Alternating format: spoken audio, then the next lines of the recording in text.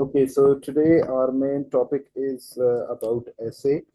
ऐसे कि हमने तमाम पैटर्न को पढ़ लिया है कि किस तरीके से ऐसे हमने फॉर एग्जांपल टॉपिक को कैसे सेलेक्ट करना है।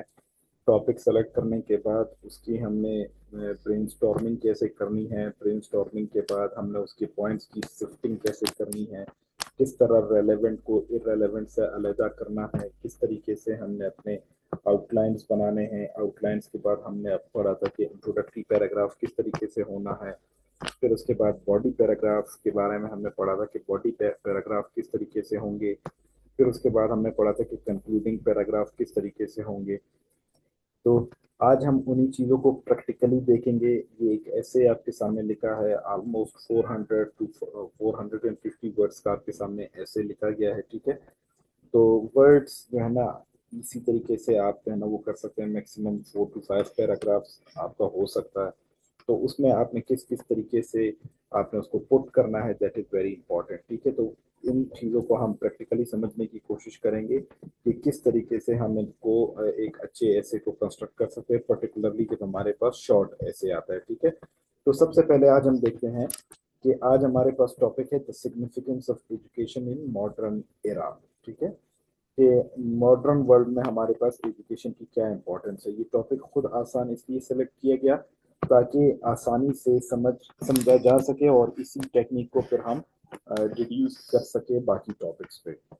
तो the significance of education in modern era, अभी सबसे पहले हम देखते हैं अपने इंट्रोडक्टरी पैराग्राफ की तरफ, ठीक है। रिमेंबर, इंट्रोडक्टरी पैराग्राफ में मैंने आपको कुछ चीजें बताई थी। द वेरी फर्स्ट थिंग कि आप उसमें द प्रोलॉग लिखते हो, ठीक है। प्रोलॉग क्या होता है? प्रोलॉग ये होता है कि आपका जो मोटिवेटर होता है, ठीक है, जिससे आप एग्जामिनर को अपने टॉपिक के बारे में कोई ऐसी आप स्टेंजा बता सकते हो। आप कोई कुरानिक वर्स लिख सकते हो, ठीक है, उसका इंग्लिश लिख सकते हो। आप किसी की सेइंग लिख सकते हो। आप कोई प्रोवर्ब लिख सकते हो। आप कोई ड्रामेटिक नरेशन डिस्कस कर सकते हो। आप कोई स्टोरी लिख सकते हो। So you can do anything, ठीक है। तो आपने क्या करना है, सबसे पहले इस टॉपिक में आप देखिए यहाँ पर जो मैं आपको बता रहा हूँ, जो रेड में बिफोर गोइंग टू स्टार्ट जो कुछ भी मैंने रेड में हाईलाइट किया हुआ है वो सिर्फ समझने के लिए है, और जो पर्पल में है वो भी समझने के लिए है। इनको हम अपने एसेज में नहीं लिखेंगे। ये सिर्फ इसलिए मैंने लिखा है ताकि एक तरीके से आपको वो जो आपने जो कुछ अभी तक पढ़ा है वो सब आपके सामने रिवाइज भी हो जाए। और ये आपने नहीं लिखने थे कि ये सिर्फ आपको समझाने के लिए मैंने हाईलाइट किए हैं। So the very first one, आपने इंट्रोडक्टरी पैराग्राफ आपने स्टार्ट करना है, ठीक है। तो उसमें सबसे पहले क्या है कि एन एजुकेशन, ठीक है, an education is the key to unlocking the world, ठीक है। एजुकेशन क्या है? The key to unlocking the world, a present to free, a passport of freedom.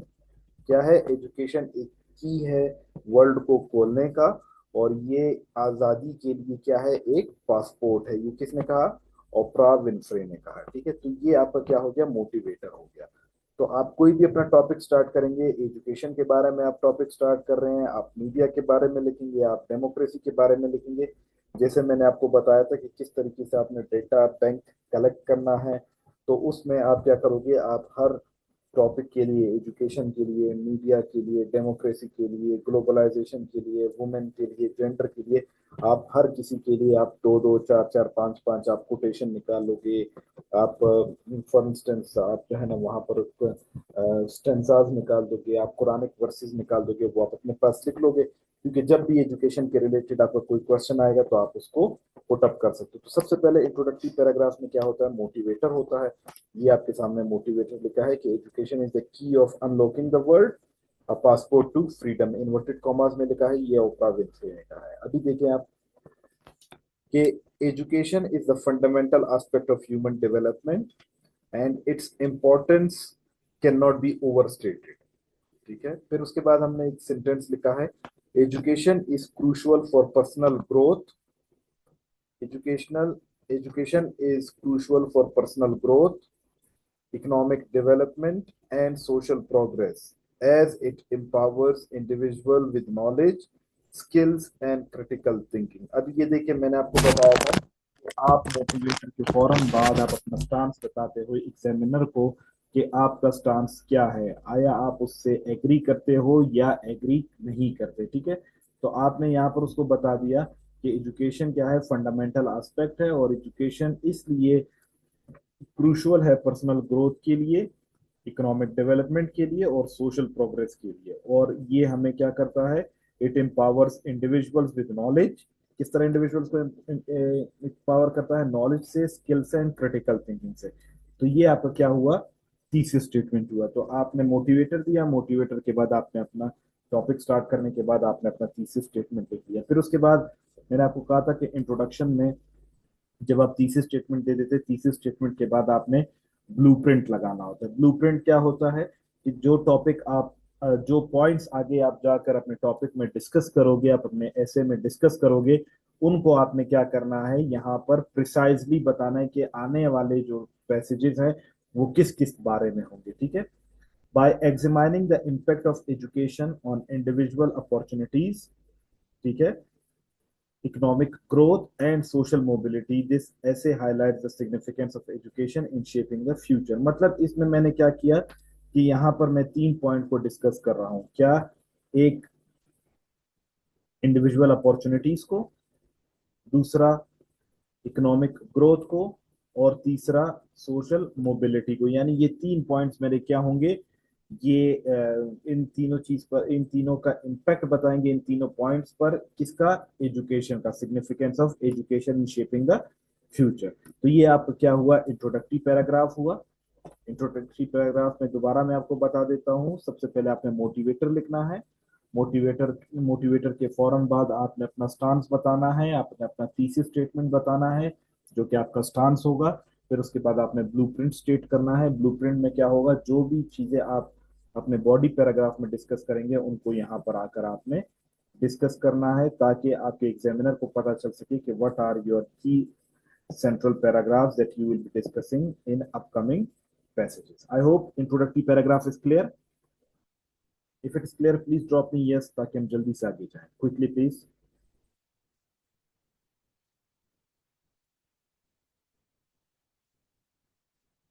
Come on. Don't take a minute to drop yes in the chat box.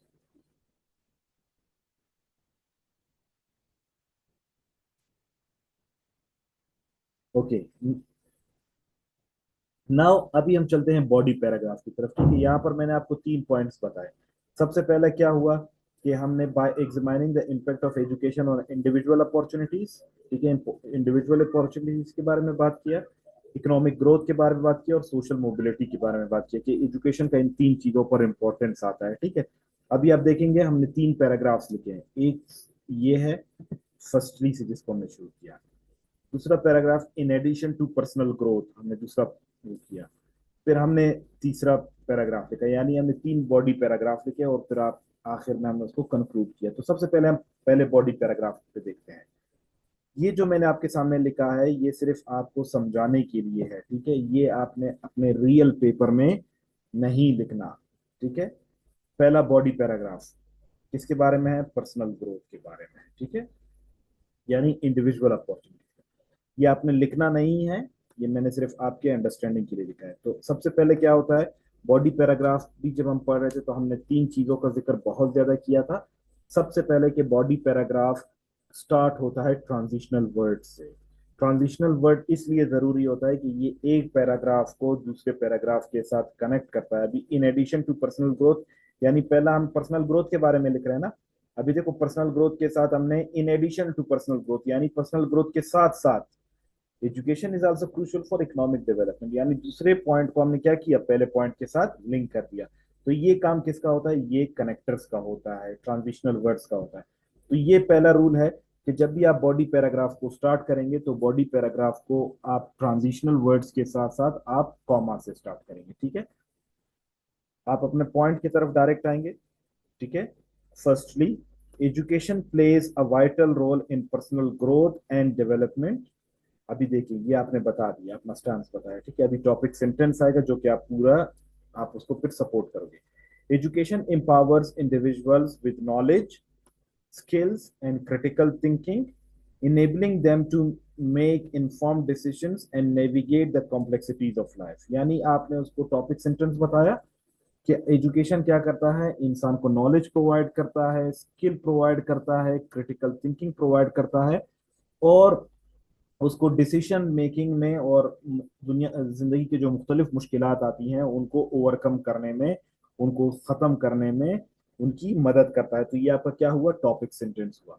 अभी topic sentence को फिर मैंने आपको क्या बताया था, टॉपिक सेंटेंस को आप सपोर्ट करते हो किससे, सपोर्टिंग डिटेल्स में। यहाँ पर आप फैक्ट्स एंड फिगर्स भी लिख सकते हो, यहाँ पर आप एग्जाम्पल्स भी लिख सकते हो, यहाँ पर आप किसी की सेइंग भी लिख सकते हो, यहाँ पर आप किसी की कोटेशन भी लिख सकते हो। Keep this thing in your for instance, यानी मैंने अभी अपने पॉइंट को जस्टिफाई करना है। Education helps individual develop problem solving skills, think critically and cultivate the sense of curiosity and creativity. पहला पॉइंट है जिसके जरिए से मैंने अपने टॉपिक सेंटेंस को कवर किया, सपोर्ट किया। More over, education fosters personal growth by promoting self awareness, self confidence and emotional intelligence। तो ये सारा क्या हुआ, ये सारा बॉडी पैराग्राफ में हमने सबसे पहले हमने एक ट्रांजिशनल वर्ड लिखा, ट्रांजिशनल वर्ड के फौरन बाद हमने अपने टॉपिक सेंटेंस को इंट्रोड्यूस करवाया। ये सारा आपका टॉपिक सेंटेंस है यहाँ से लेकर यहाँ तक, ठीक है। टॉपिक सेंटेंस में आपने बताया कि यार इस पैराग्राफ में मैं किस चीज के बारे में बात करूंगा, और फिर इस टॉपिक सेंटेंस को आपने यहाँ पर इस सपोर्टिंग डिटेल से आपने उसको जस्टिफाई किया। तो I hope the first body paragraph is clear. फिर बिल्कुल इसी तरीके से आपने सेकंड बॉडी पैराग्राफ लिखना है। अभी second body paragraph economic growth के बारे में है, ठीक है, इकोनॉमिक डेवलपमेंट के बारे में। सबसे पहले हमने क्या करना है, बॉडी पैराग्राफ में वही चीज दोबारा रिपीट होगी कि आपने इंटर पैराग्राफिकल कनेक्टर या ट्रांजिशनल वर्ड लिखना है, यानी in additional to personal growth. पहला पॉइंट हमारा पर्सनल ग्रोथ के बारे में था, यानी पर्सनल ग्रोथ के साथ साथ, ठीक है, तो आपने क्या कर दिया, इस दूसरे पैराग्राफ को कनेक्ट कर दिया फर्स्ट पैराग्राफ के साथ। तो ये आपका क्या होते हैं, ये कनेक्टर्स होते हैं, ये ट्रांजिशनल वर्ड्स होते हैं जो कि आपके पॉइंट्स को कनेक्ट करते हैं, ठीक है। In additional to personal growth, अभी देखिएगा हमारा जो है ना टॉपिक सेंटेंस आएगा, ठीक है। Education is also crucial for economic development. अभी आपका topic sentence, education is a key driver of economic growth as it provides individuals with skills and knowledge needed to participate in the workforce। यानी जब भी आप workforce बनते हो, किसी का ह्यूमन रिसोर्स बनते हो, तो उसके लिए आपको एजुकेशन का हासिल करना जरूरी होता है। आप इस टॉपिक सेंटेंस को कैसे जस्टिफाई करोगे, फॉर एग्जाम्पल, यानी एग्जाम्पल्स दे रहे हो। Education can increase productivity, innovation and entrepreneurship, यानी इंसान की सलाहियतों में इजाफा कर सकता है, उसकी इनोवेशंस यानी इजादात में इजाफा कर सकता है, और उसको बिजनेस की तरफ मोटिवेट कर सकता है, leading to economic growth and development. और इसकी वजह से क्या होगा, लोगों के पास इकोनॉमिक ग्रोथ आएगी और डेवलपमेंट आएगी। Further more education can help reduce poverty, education की मदद से पुअर्टी भी कम हो सकती है, इनइक्वेलिटी भी कम हो सकती है, and bye providing individuals with better job opportunities, और इसकी वजह से लोगों को अच्छी जॉब अपॉर्चुनिटीज भी प्रोवाइड कर सकते हैं, जिसके साथ वो हायर अर्निंग कर सकते हैं, ठीक है। तो आप देख सकते हैं कि आपने दूसरे पॉइंट में आपने इकोनॉमिक डेवलपमेंट की बात की कि इकोनॉमिक डेवलपमेंट, अगर इंसान की स्किल्स और नॉलेज डेवलप होंगी तो वो अपने आप को किसी भी वर्क फोर्स का हिस्सा बना सकेगा, ह्यूमन रिसोर्स का हिस्सा बना सकेगा, कहीं पर भी जॉब हासिल कर सकेगा, और इसके जरिए से वो अपने आप को प्रोडक्टिव सिटीजन, वो एक इनोवेटिव सिटीजन, वो अपने आप को एंटरप्रेन्योरशिप की सलाहियतें भी दे सकेगा, जिसकी वजह से ना सिर्फ वो अपनी बल्कि ओवरऑल माशरे की इकोनॉमिक ग्रोथ कर सकेगा। Further more education can help reduce poverty, और इसके जरिए से गुर्बत में भी कमी आएगी और लोगों के लिए मजीद जॉब की सलाहियतें या जॉब की अपॉर्चुनिटीज क्रिएट होंगी। दूसरा पॉइंट आपने जिक्र कर दिया। तीसरा पॉइंट, क्योंकि आपने 3 पैराग्राफ लिखने तो आप फाइनली भी लिख सकते हो, जैसे मैंने आपको बताया था, ठीक है। अब ये सोशल प्रोग्रेस के बारे में बताइए कि समाजी तरक्की भी हो सकती है इसकी वजह से। Education is essential for social progress and mobility. अभी आपका टॉपिक सेंटेंस आ रहा है, education can promote social mobility by providing individuals with knowledge, skills and critical thinking needed to challenge social norms and advocate for change. यानी ये उन social norms के जो कि इंसान को तरक्की को रोकते हैं या इंसान को अपनी जिंदगी में चेंज लाने के लिए अलाउ नहीं करते, तो उनको चैलेंज करने के लिए क्रिटिकल थिंकिंग, नॉलेज और स्किल प्रोवाइड कर सकते हैं। For example, education can help individuals understand their rights and responsibilities. Education क्या कर सकता है, एक इंसान को अपने ह्यूमन राइट्स के बारे में मालूमात दे सकता है, वो अपनी रिस्पॉन्सिबिलिटीज के बारे में मालूमात ले सकता है। बाय प्रोमोटिंग सिविक इंगेजमेंट, यानी वो अपने माशरे में, अपनी सोसाइटी में मजीद इंगेजमेंट हासिल कर सकता है, वहां पर मजीद अपनी कंट्रीब्यूशन दे सकता है। एंड कम्युनिटी पार्टिसिपेशन, और कम्युनिटी में भी पार्टिसिपेट करके अपने सोशल प्रॉब्लम्स को खत्म कर सकता है। More over, education can foster tolerance. Education के साथ साथ उसमें बर्दाश्त आ सकती है, इम्पैथी आ सकती है, उसके जहन, उसके दिल में तरस आ सकता है, एंड अंडरस्टैंडिंग, और इसके साथ साथ अंडरस्टैंडिंग भी डेवलप हो सकती है, leading to more inclusive and equitable society. और ऐसे, और उसके नतीजे में हमारे पास एक ऐसी माशरा वजूद में आएगा जिसमें तमाम लोग इकट्ठे रहेंगे और बराबरी या मसावात वाला माशरा देखने में आएगा। तो ये आपका क्या हुआ, आपने उसको सपोर्टिंग डिटेल भी दे दी। तो ये बॉडी पैराग्राफ में तीन चीजें इंपॉर्टेंट है। एक, आपने इंटर पैराग्राफिकल कनेक्टर इस्तेमाल करना है। दूसरा, आपने अपना टॉपिक सेंटेंस बताना है, और उस टॉपिक को जस्टिफाई करने के लिए कोई एग्जांपल्स, कोई फैक्ट्स एंड फिगर्स आप दे सकते हो। ठीक है। इस वजह से यहाँ पर मैंने पाकिस्तान का जिक्र नहीं किया, इस वजह से मैंने इसमें पाकिस्तान की एजुकेशन सिस्टम का जिक्र नहीं किया, क्योंकि ये टॉपिक हमें पाकिस्तान का नहीं बता रहा। अगर आपको याद हो, मैंने आपको बताया था कि ज्योग्राफिकल फैक्टर्स बहुत इंपॉर्टेंट होते हैं। ठीक है। तो आपने क्या करना है, आपने ये पूरे पाकिस्तान का जिक्र नहीं किया, इसलिए आपने इसको जनरल रखना है। अगर यहाँ पर पाकिस्तान का जिक्र होता तो आप इसमें पाकिस्तान का जिक्र भी कर सकते थे। अभी कंक्लूडिंग पैराग्राफ में देखेंगे। कंक्लूडिंग पैराग्राफ में सबसे पहले आपने कंक्लूजन का कनेक्टर देना है, ट्रांजिशनल वर्ड देना है। ठीक है। Education is vital component of human development and it is its importance can not be overstated.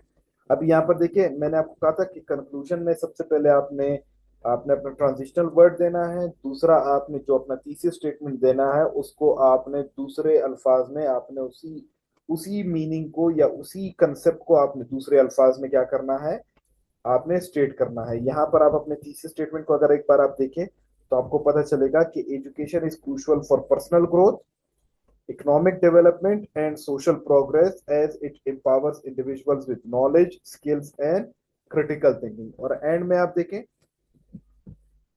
by empowering individuals with knowledge, skills and critical thinking, education promotes personal growth, economic development and social progress। यहाँ पर आपने क्या किया, आपने वही बात को घुमा कर रिवर्ट करके आपने अपने एग्जामिनर को बता दिया कि इसके बारे में मैंने पूरे ऐसे में बात की है कि एम्पावर करके इंडिविजुअल को नॉलेज के साथ, स्किल्स के साथ और क्रिटिकल थिंकिंग के साथ हम पर्सनल ग्रोथ को भी इनेबल कर सकते हैं, प्रोमोट कर सकते हैं, इकोनॉमिक डेवलपमेंट भी ला सकते हैं और सोशल प्रोग्रेस भी ला सकते हैं। ठीक है।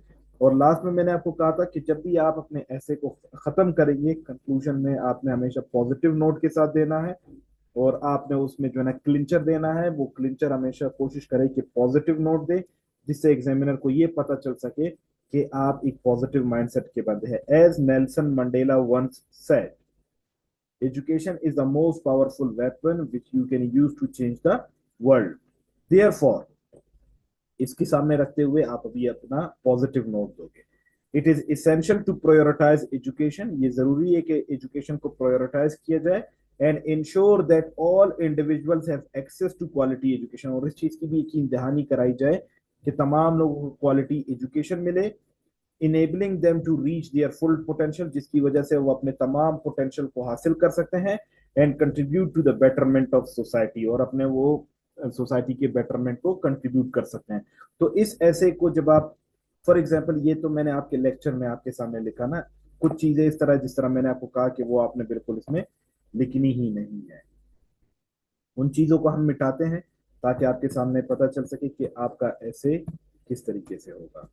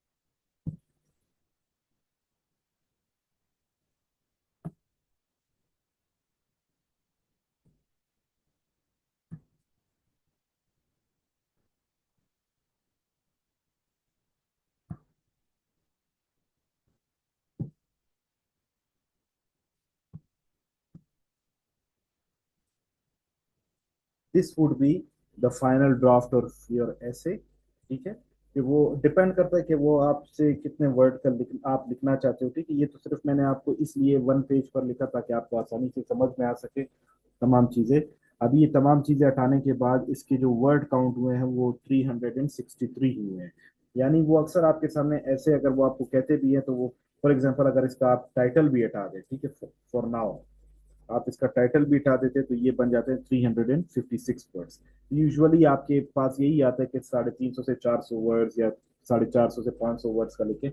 वो वर्ड्स जो है ना मैटर इतने ज्यादा नहीं करते, क्योंकि वो ऑटोमेटिकली आपके जो है ना ज्यादा हो सकते हैं, कम नहीं हो सकते, क्योंकि आप एफिशिएंट होते हो राइटिंग में, और 300 400 वर्ड्स लिखना कोई इतनी बड़ी बात नहीं होती। ठीक है, तो इस तरीके का आपका फाइनल ड्राफ्ट होगा कि आपने जो भी चीज इंपॉर्टेंट लिखोगे उसको आप ब्लैक करोगे, और यहाँ पर कोशिश करें कि ये चीज भी जो है, जो मैंने आपके सामने बोल्ड किया हुआ है, इसको भी आपने बोल्ड नहीं करना। ठीक है, इसमें से किसी भी चीज को आपने बोल्ड नहीं करना। लेकिन एक चीज याद रखें, अक्सर आपके पास क्या होता है, आप जब अपना फॉर एग्जांपल ऐसे लिख रहे होते हैं, ठीक है, तो ऐसे में आप, एक तो आपने इनको बोल्ड नहीं करना। ठीक है, बोल्ड नहीं करना आपने, keep this thing in your mind. ऐसे नहीं आपने वहां पर भी बोल्ड किया हो तो, yes, you if you have written the name of anyone, ठीक है, जैसे आपने नेल्सन मंडेला का यहाँ पर जिक्र किया तो आप उसको बोल्ड लिख सकते हैं। ठीक है, क्योंकि ये आपने क्या कर रहे हैं, you are referring to it, सही है, तो आप इसको बोल्ड कर सकते हैं।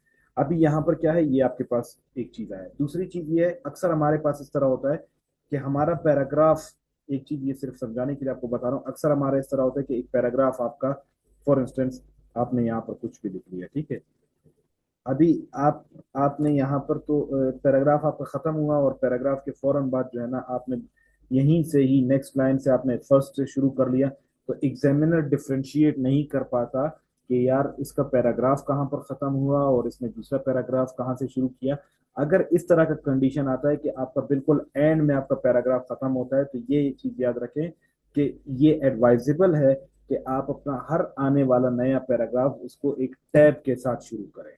यानी आप ये मार्जिन दे सकते हैं। ठीक है, अगर यहां पर देना चाहें, यहां पर देना चाहें, मतलब आप कोई भी पैराग्राफ शुरू करेंगे तो आप मार्जिन दे सकते हैं। मार्जिन ये होता है कि एग्जामिनर को इस चीज का बता देता है कि आप, you are the new passage और the new the paragraph has been started. ठीक है, so I hope these things are clear to everybody.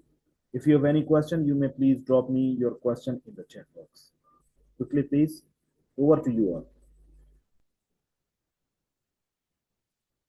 ये शॉर्ट ऐसे कोई हम डिस्कस कर रहे हैं ना, वो इस वजह से क्योंकि हमने सोशल वेलफेयर ऑफिसर को सामने रखते हुए हमने वो करना है, खालिद खान, 4 to 5 पैराग्राफ, ताकि एक बार कंसेप्ट क्लियर हो जाते हैं तो आप उसको फिर आप ऐसे को आप प्रोलॉन्ग कर सकते हैं। ठीक है, आप उसमें एग्जांपल्स डाल सकते हैं, आप उसमें फैक्ट्स एंड फिगर डाल सकते हैं।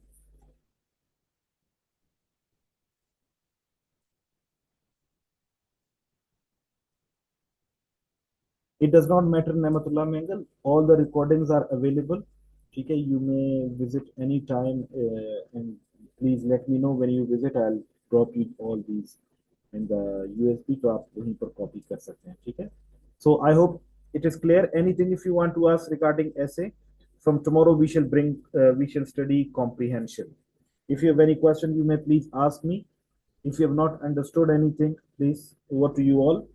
And if yes, we shall end this lecture. इंशाल्लाह हम आने वाले 2 लेक्चर्स में इंशाल्लाह हम कॉम्प्रिहेंशन को पढ़ेंगे कि कॉम्प्रिहेंशन कैसे सॉल्व करना है, and we shall end this class. I hope it's clear to everybody. If it's clear, please drop me yes. Khalid Khan, Nasir, Razia, Rizwana Khan Kakar, Shah Hussain, to everyone, Ayub, Nabeel, Javed, Maroof, all of you.